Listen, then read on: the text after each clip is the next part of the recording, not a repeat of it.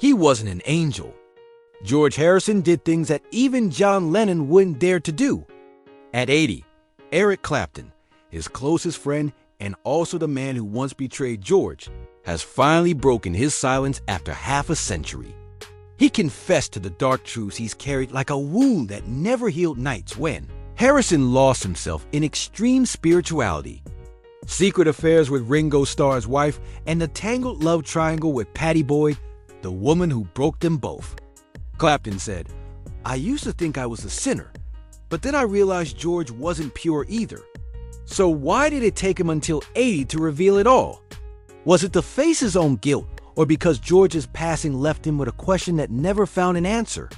Let's follow Clapton's words to uncover who George Harrison truly was behind the saintly image the world believed in. After 50 years of silence, Eric Clapton has finally unveiled the darkest chapter of his friendship with George Harrison, the man the world once believed was the Holy Beatle. In an interview recorded in Surrey, England, Clapton spoke in a low, growly tone. "People saw peace in George. I saw a storm. He wasn't an angel." Clapton recalled that around 1967, when the Beatles were at their peak with Sgt. Pepper's Lonely Hearts Club Band, George began to change. He became fascinated by Indian philosophy, meditation, and the sitar, and the British press praised him as the enlightened Beatle. But according to Clapton, behind that calm exterior was a troubled soul. George was the first to bring LSD into the Abbey Road studio, Clapton said, and he was the last to leave when things spiraled out of control. By day, Harrison talked about karma and liberation. By night, he would leave his Friar Park mansion and drive to Chelsea, where private clubs stayed open till dawn. Clapton remembered. He said he was seeking enlightenment, but every time he came back, his eyes were emptier. That was a very different George from the quiet Beatle the public adored. Clapton also revealed a story that, in his words, made me both angry and sad. Once in 1968, he recorded a blues demo for himself, only to hear weeks later George bring in a song that was almost identical, save for a few chords. When Clapton asked about it, George just smiled and said, "I didn't copy you. God inspired me." Clapton admitted, "I said nothing, but deep down, I knew he had lost the line between faith and deceit." By 1969, as the Beatles were falling apart, George appeared to be the calm one, the peacemaker. But Clapton insisted he was the one who lit the fuse. He recalled one evening at Friar Park when George drank and laughed, "If John and Paul fight, at least I'll get a few extra songs for the album." To Clapton, that wasn't wit. It was ambition disguised as serenity. The media called George the man who brought meditation into music. But Clapton disagreed. He didn't meditate for peace. He meditated for attention. According to him, George's inferiority complex at being the fourth Beatle drove him to secretly compete with Lennon and McCartney. And that quiet jealousy, not fame, not excess, was, Clapton said, the real fire that burned down the greatest band of the century.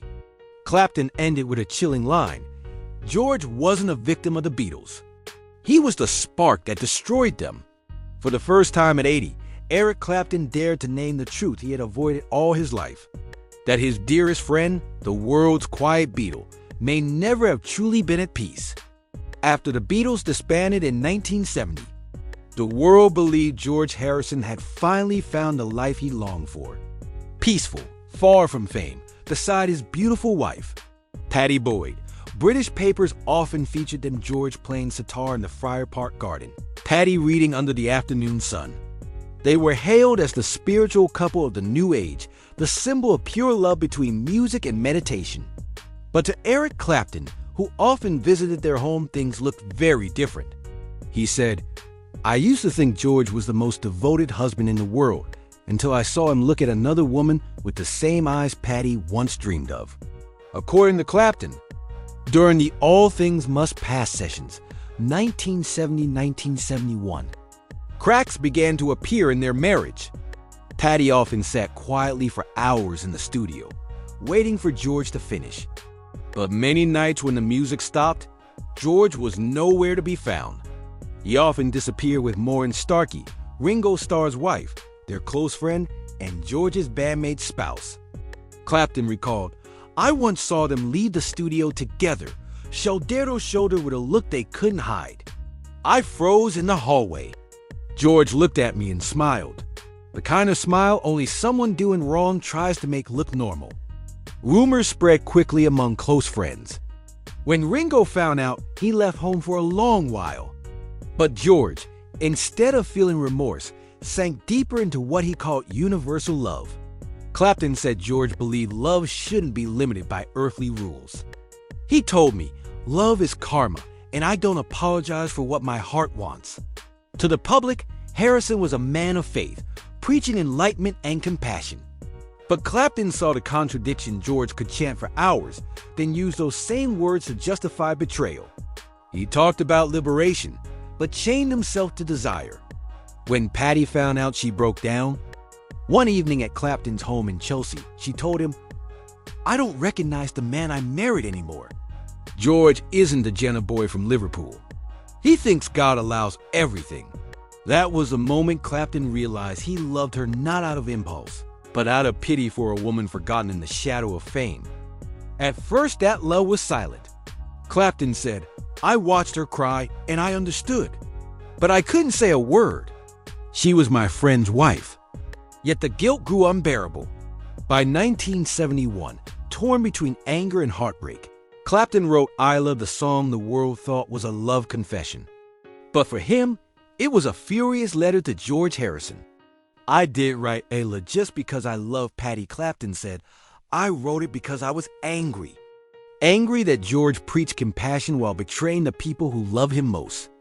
Layla was born amid chaos, drugs, alcohol, and a love he couldn't have. But in every chord, Clapton sent a message only George would understand. "You're not the same people think you are." When asked about the song at a London party, George only smiled and said, "I know who that song is for, but love doesn't belong to anyone." To Clapton, it was the coldest thing he'd ever heard. Years later, George and Patty's marriage completely collapsed.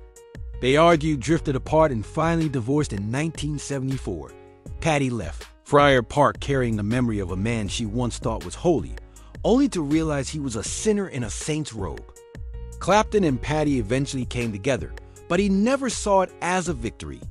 "I didn't steal my friend's wife," Clapton said in his final interview. "I took back what he had thrown away." As he spoke, his voice cracked, his eyes distant. "I don't regret loving Patty. I regret believing George was better than me." And perhaps in those early 1970s, amid love, betrayal, and jealousy, one of the most beautiful friendships in music history fell apart, leaving behind only sad songs and souls that never found forgiveness. Love lost, fame fading, and friends gone separate ways all seemed to push George Harrison into a frightening emptiness. Clapton recalled, "After Patty left, George wasn't the man I knew. He didn't talk about music or friends, only about God." From 1975, Harrison almost vanished into his Friar Park estate, the old Oxfordshire mansion he once called the home of the soul. To outsiders, it was heaven, gardens of sunlight, lotus ponds, and sitar melodies. But to Clapton, it was a strange world where George lived like a fanatical hermit. He believed meditation and music could save his soul, Clapton said. But it wasn't meditation anymore. It was ritual.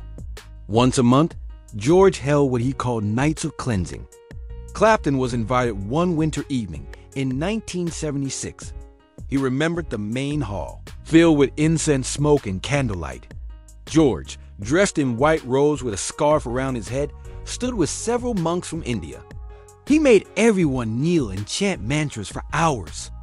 Clapton recalled, "If anyone stopped, he'd stare at them and say, 'Your soul isn't awake yet.' At midnight, drums began pounding fast, fierce. Harrison told everyone to drum out the evil from your body."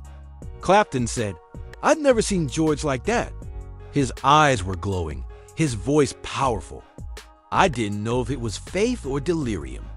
Later, George told Clapton that John Lennon's spirit, his old friend and collaborator, still came through the incense each night. Clapton remembered his tone vividly. John hasn't gone anywhere. He still talks to me through the smoke. At first, Clapton thought George was just trying to find peace. But as time went on, he became more extreme. Visitors were asked to chant before eating, and those who refused were called unenlightened mortals. He once made me put my guitar on an altar and promised never to play unless I thought of God, Clapton said. I did it just to keep him calm. But as I left, I knew George was no longer living in our world. The rituals grew stranger. Friends avoided him while the British media praised him as a beadle of enlightenment. Clapton said bitterly, people worshipped his image without knowing what he was afraid of. Because according to him, George wasn't finding redemption. He was running from guilt. The affair with Maureen, his failed marriage, and the years lost in fame. Another time in 1978, Clapton visited Friar Park.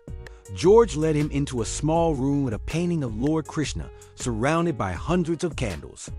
George whispered, "I've seen the light. I know where John is."